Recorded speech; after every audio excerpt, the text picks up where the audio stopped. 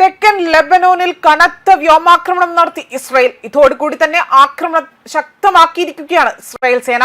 ഇതിൽ ഒരാൾ കൊല്ലപ്പെട്ടു എന്നാണ് റിപ്പോർട്ട്. മുന്നറിയിപ്പ് വന്ന മണിക്കൂറുകൾക്കുള്ളിൽ തന്നെ കൂട്ടത്തോടെ ജനങ്ങൾ പലായനം ചെയ്യുകയാണ് ഉണ്ടായത്. ഒരു വർഷം മുൻപുള്ള വെടിനിർത്തൽ കരാർ ലംഘിച്ചുകൊണ്ടാണ് ഇപ്പോൾ ഇസ്രായേലും ഹിസ്ബുള്ളയും വീണ്ടും ഏറ്റുമുട്ടുന്നത്. തെക്കൻ ലെബനോനിലെ തയർ ജില്ലയിൽ ലക്ഷ്യമിട്ടുകൊണ്ടാണ് ഇസ്രായേൽ നടത്തിയ മറ്റൊരു ആക്രമണം ഉണ്ടായിരിക്കുന്നതായും റിപ്പോർട്ടുകൾ സൂചിപ്പിക്കുന്നു. ഹിസ്ബുള്ളയുടെ നിർമ്മാണ യൂണിറ്റിലെ അംഗങ്ങളെ ആക്രമിച്ചതായും തങ്ങളുടെ രാജ്യത്തിന് നേരെയുള്ള ഏതൊരു ഭീഷണിയും നീക്കം ചെയ്യുന്നതിനായി തന്നെ ആക്രമണം തുടരുമെന്നാണ് ഇപ്പോൾ ഇസ്രായേൽ സൈന്യം അറിയിച്ചിരിക്കുന്നത്. അതിനിടെ തന്നെ ബെയ്റൂട്ടിന്റെ തെക്കൻ മേഖലകളിൽ ഇസ്രായേൽ യുദ്ധവിമാനം താഴ്ന്നു പറന്നതായും രാജ്യാന്തര മാധ്യമങ്ങൾ റിപ്പോർട്ട് ചെയ്യുന്നുണ്ട്. തെക്കൻ ലെബനോനിൽ വ്യോമാക്രമണം ശക്തമാക്കിയിരിക്കുകയാണ് ഇസ്രായേൽ. ഇറാൻ പിന്തുണയുള്ള ഹിസ്ബുള്ളയുടെ സൈനിക അടിസ്ഥാന സൗകര്യങ്ങൾക്കാണ് ആക്രമിക്കുന്നതെന്നും അതിർത്തി മേഖലയിൽ ഹിസ്ബുള്ള ശക്തി പ്രാപിക്കുന്നത് തടയാനാണ് ആക്രമണമെന്നും ഇസ്രായേൽ സൈന്യം പ്രതികരിച്ചിരിക്കുകയാണ് ഇപ്പോൾ.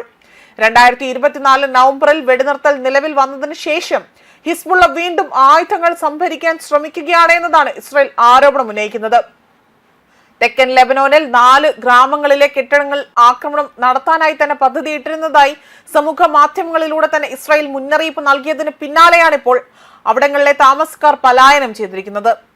ദിർഖഫ, മറ്റ് ടയർ ഫിസൈസ് എന്നീ ഗ്രാമങ്ങളിൽ നിന്ന് നടന്ന ആക്രമണത്തെ തുടർന്നുകൊണ്ട് കനത്ത പുക പ്രദേശത്ത് മൊത്തം വ്യാപിക്കുന്നതായി തന്നെ പുറത്തു വന്നൊരു വീഡിയോയിൽ കാണാൻ സാധിക്കുന്നു. അൾട്ടേരിയയിൽ ഇസ്രായേൽ നടത്തിയ ആക്രമണത്തിലാണ് ഒരാൾ കൊല്ലപ്പെട്ടിരിക്കുന്നത്. പ്രദേശത്ത് ഹിസ്ബുള്ളയുടെ പ്രവർത്തനങ്ങൾ പുനഃസ്ഥാപിക്കാൻ പ്രവർത്തിച്ച ഒരു ഹിസ്ബുള്ള അംഗത്തെ കൊലപ്പെടുത്തിയെന്ന് ഇസ്രായേൽ സൈന്യം പ്രതികരിക്കുകയും ചെയ്തിട്ടുണ്ട്. അതേസമയം ചൊവ്വാഴ്ച തെക്കൻ ലെബനോനിൽ തീരനഗരമായ സൈഡനിലെ പാലസ്തീൻ അഭയാർത്ഥി ക്യാമ്പിൽ നിന്ന് ഇസ്രായേൽ നടത്തിയ വ്യോമാക്രമണത്തിൽ 13 പേരാണ് കൊല്ലപ്പെട്ടത്. ഒട്ടേറെ പേർക്ക് പരിക്കേൽക്കുകയും ചെയ്തു. 2024 നവംബറിൽ ഹിസ്ബുള്ളയുമായുള്ള വെടിനിർത്തലിന് ശേഷം ഇസ്രായേൽ നടത്തിയ ഏറ്റവും വലിയ ആക്രമണമാണിത്.